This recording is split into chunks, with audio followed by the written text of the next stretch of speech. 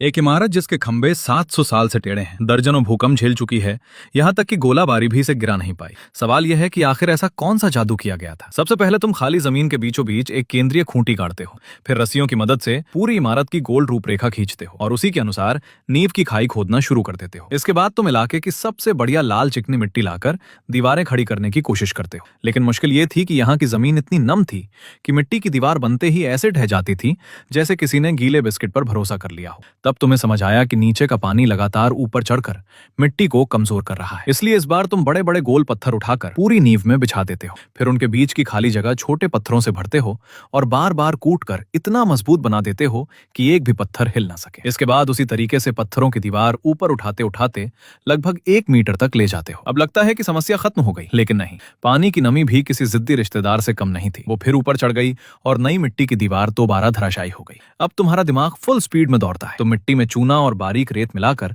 उसे ज्यादा मजबूत और पानी रोकने वाला बना देते हो। फिर उसी मिश्रण से पत्थर की दीवार की सारी दरारें बंद कर देते हो। अब नमी का रास्ता पूरी तरह बंद हो जाता है।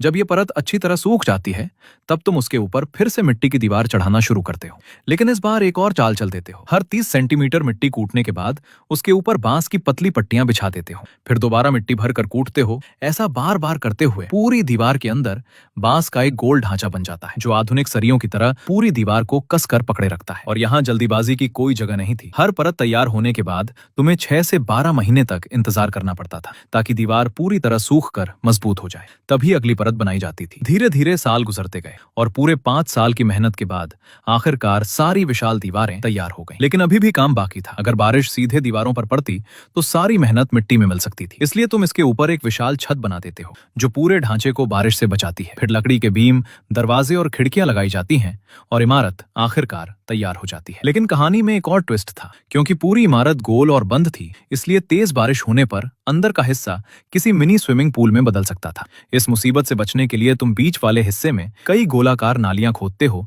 और जमीन को पत्थरों से पक्का कर देते हो। अब बारिश का पानी आराम से नालियों में बहकर बाहर निकल जाता है। सब कुछ बढ़िया चल रहा था, लेकिन कुछ समय बाद नींव में हल्का आसमान धसाव शुरू हो गया। इसकी वजह से अंदर की 3 मंजिलों के लकड़ी के खंभे धीरे धीरे टेढ़े होने लगे। कुछ तो 15 डिग्री तक झुक गए। सामान्य इमारत होती तो कब की धराशायी हो चुकी होती। लेकिन यहाँ असली हीरो थे बाहर के विशाल गोल मिट्टी के दीवारें।